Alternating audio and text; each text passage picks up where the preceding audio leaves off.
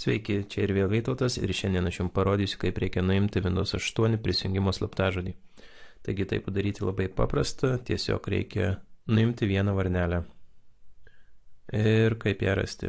Yra pora variantų, tai galima paspausti dešinį pelės klavišą ant Start arba Windows ir X mygtuką, taigi matome startą, spaudžiame ant jo dešinį pelės klavišą, pasirenkame Command Prompt administratoriaus režimu ir įrašome Control User Passwords 2.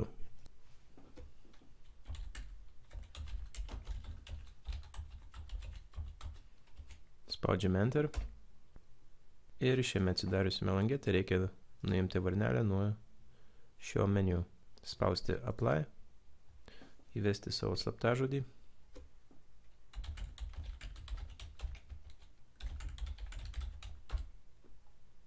OK. Ir spaudžiame OK. Štai ir viskas. Dabar, kai krausys jūsų Windows, slaptažodžių įvesti nebereikės.